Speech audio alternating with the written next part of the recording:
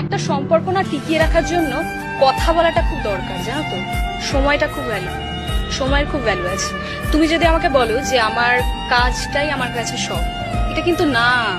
কাজের শেষে 1 minute 5 minute হলেও ওই মানুষটা কিন্তু আমার জীবনে ইম্পর্টেন্ট। কথা না বলার জন্য অনেক সম্পর্ক ব্রেকআপ হয়ে যায়, শুধুমাত্র কথা না বলার জন্য।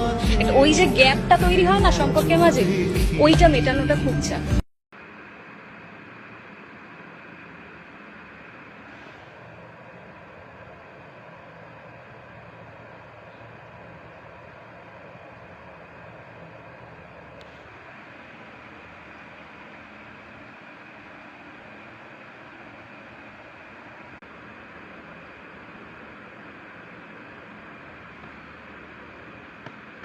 কি হয়েছে?